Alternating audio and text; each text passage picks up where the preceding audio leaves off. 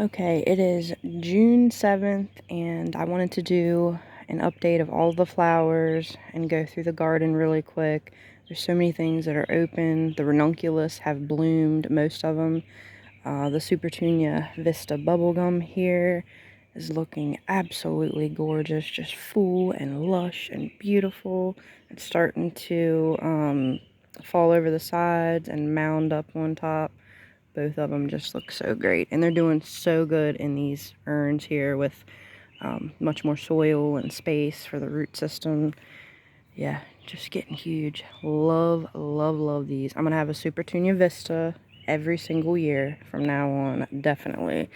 We have the tomatoes up here. These are the backup tomatoes that I've been fertilizing with fish fertilizer.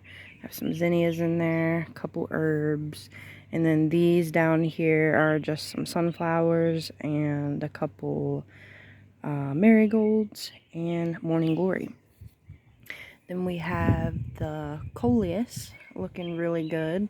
Of course, I will up pot these guys when they outgrow these tiny little pots or if they get root bound. Also, the fuchsia here, which I'm so excited about. Check out the flowers, the new flowers on this. So this is the Shadow Dancer fuchsia, and I'm so proud of myself because I had absolutely no clue how to take care of these. Just did a little bit of research. Actually couldn't find very much about them online, so I just tried to keep them cool in the shade, keep them moist. Deadheaded them and gave them some fish fertilizer, and they've been doing great. Look at all of these buds. Just a ton of new buds and flowers. I really thought we were just going to get these, the flowers were going to fall off, and the plant was going to die. So I'm pretty excited and happy that they have some more buds. And this one too doesn't have any flowers, but a ton of buds on it. So these will be really beautiful again. And we'll see how long they last. And then we picked up some Cora polka dot vinca flowers at the nursery last weekend. Not exactly sure where I'm going to put these in the garden yet, or in the flower bed, but we'll see. Oh man, I just love these so much. Laura from Garden Answer would be so proud of me.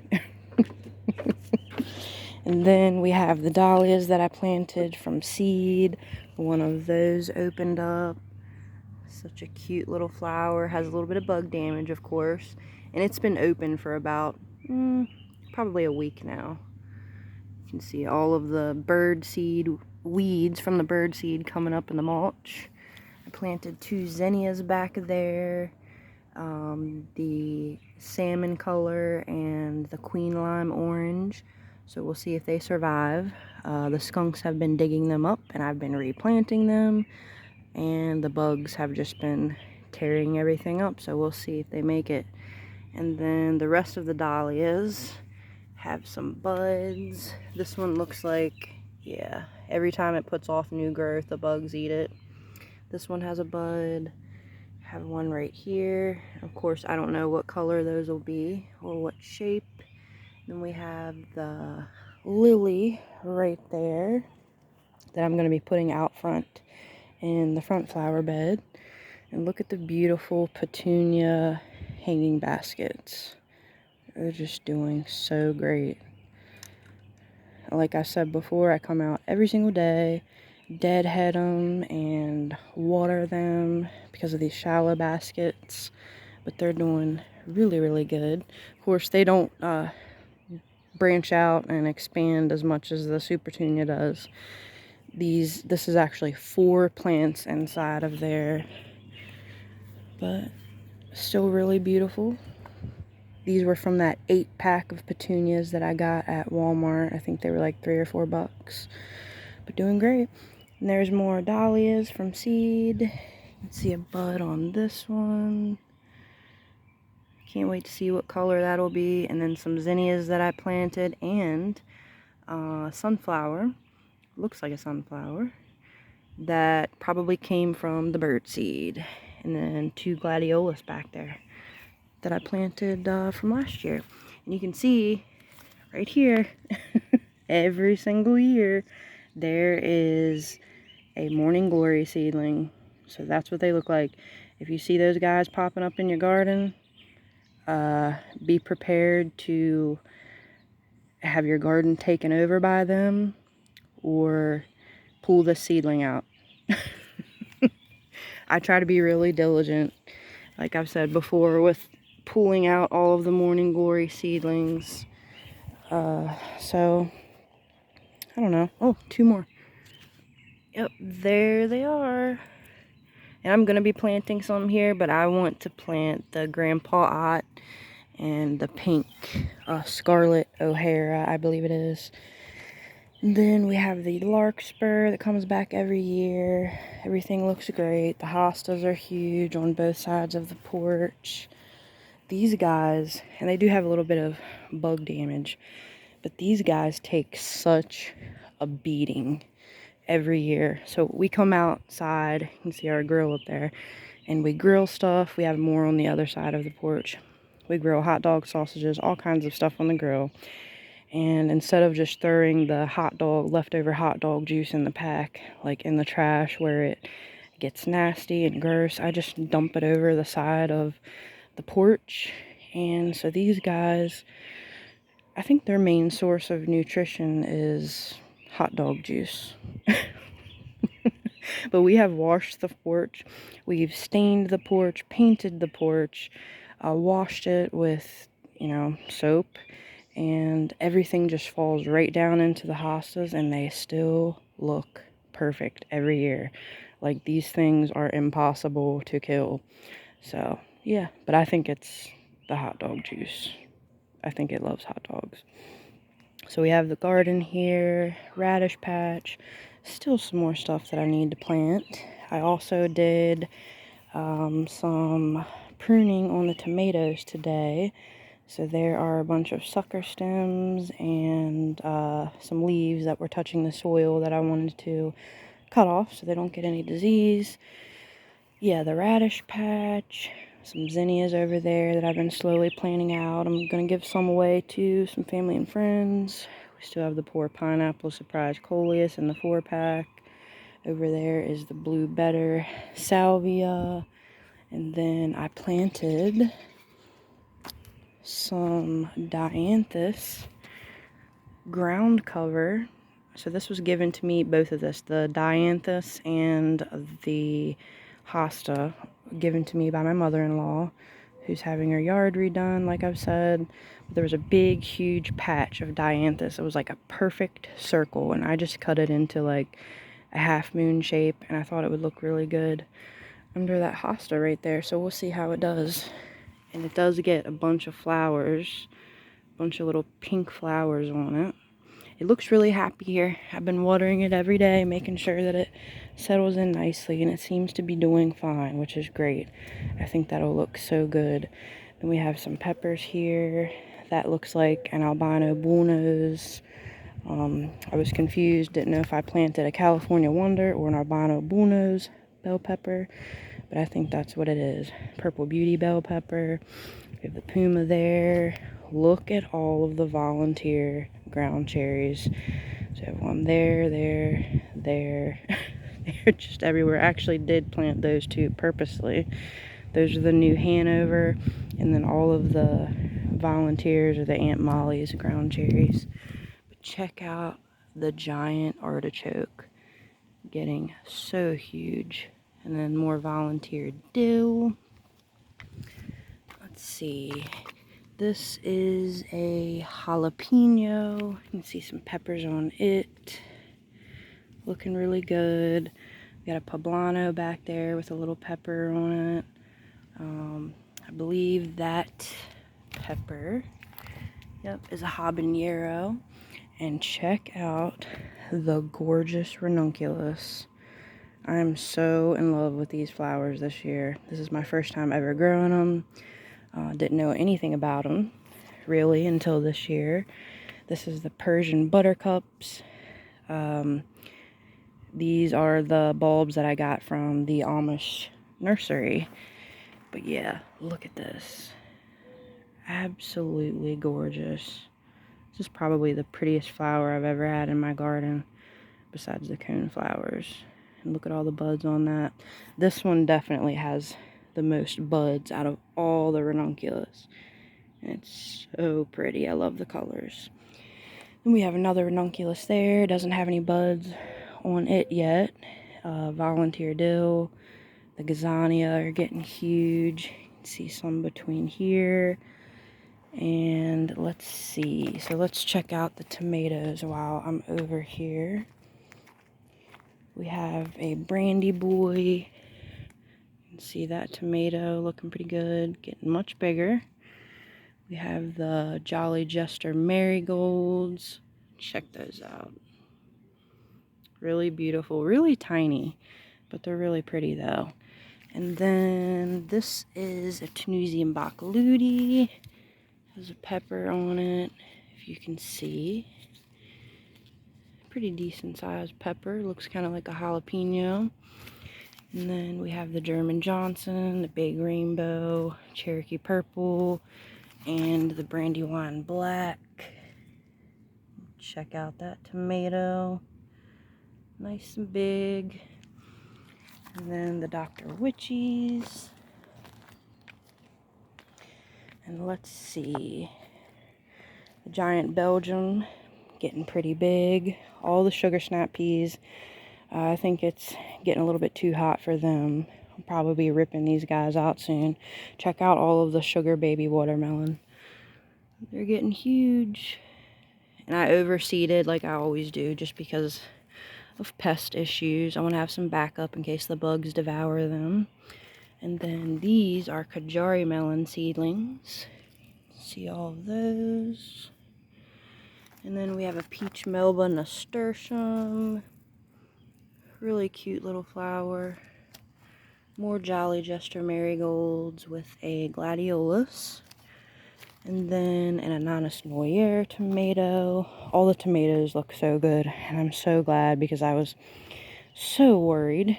They looked really, really bad at the beginning of the year. More Jolly Jester marigolds.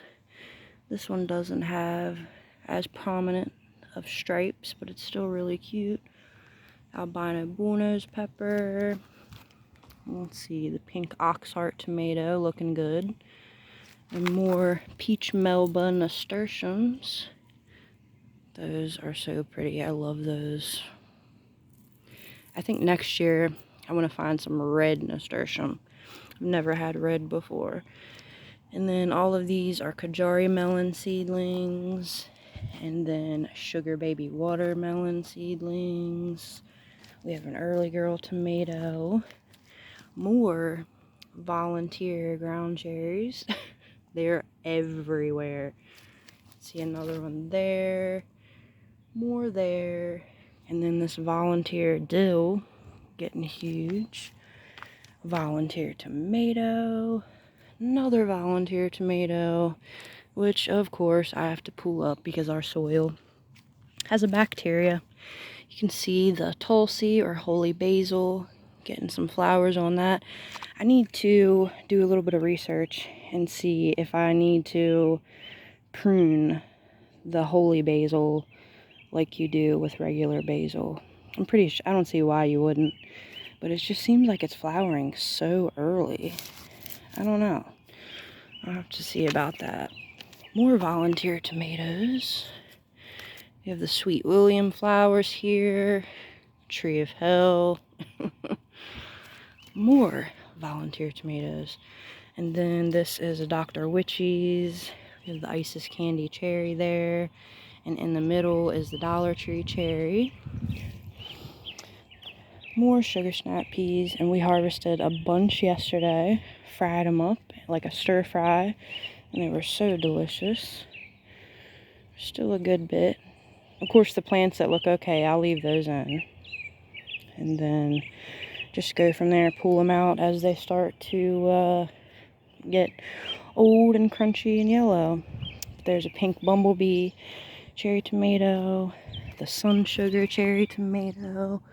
You can see a little cluster of cherries on that. And then the trailing nasturtium. There's some sun golds. We did have one yesterday. Of course, the ones at the very beginning of the season are not that sweet at all. So, of course, I wasn't too impressed. But later on, like late summer, late summer, they'll be absolutely delicious, of course. And then this is a, pink bumblebee cherry tomato that I need to tie up. And then we have a purple beauty bell pepper here, another Jolly Jester marigold, and another, that one's really bright and beautiful, another sun gold, more beautiful nasturtiums, the sun sugar cherry tomato, and then back there we have the blue cream berry, the chocolate cherry, and then right in the middle right there is a spoon tomato, which is a very, very tiny currant size tomato. There's another Isis candy cherry, and then I think that is a Dr. Witchy's also. Yes, that's a Dr. Witchy's tomato. More Sweet William. The big rainbow getting huge. The Minnesota midget cantaloupe, that's a plant there, and none of the seeds came up, unless that's what that is. It looks like some weeds. This might be a seedling, but I can't tell. And then you can see all of the Armenian white yard-long cucumber seedlings coming up. Really good. And then we have another Brandywine black tomato. And just look at these. I love these. I just wish the flowers were a little bit bigger, but they're so pretty. And then we have the poor serrano, another habanero, another marigold, Brandywine pink.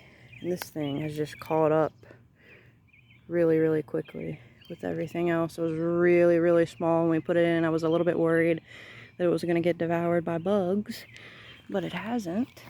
You can see more Kajari melon seedlings, and that's what all of those are. And this one still has a seed attached. All of those are coming up. They're nice and green. They look healthy. Another Dr. Witchy's. Another Dr. Witchy's. And then back there we have the Early Girl, the Dollar Tree beef, the Wapsipinickin peach, that little tomato. I stuck a zinnia in there, and a ground cherry, and an artichoke there on the corner. But check out, let me start over here. Oh, and the cucamelon, and a tree of hell. So the cucamelon is getting a ton of vines. I need to plant the other one over there. Another volunteer tomato, another volunteer dill, another poblano, and this is the Blue Queen butterfly pea. There's two of those. But check this out. So here is the pollinator garden, looking so gorgeous. You can see the calendula right there. Strawberry blonde has a bunch of buds, and then the lavender. You can see all of the little tiny lavender flowers, and I started this lavender from seed. So happy to be able to see all of this lavender finally. So exciting. And then the red ranunculus, really dark, rich red. And then the chamomile, you'll notice, is gone. And I stuck in a Supertunia Vista Paradise. Really bright, beautiful pink.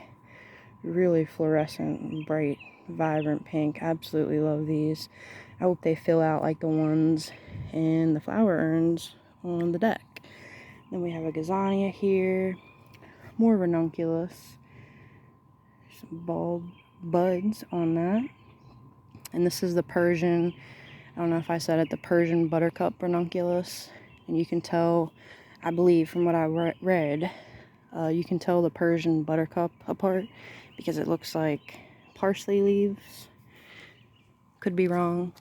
And then there is some more lavender, yarrow, starting to get a nice little flush of pink at the top.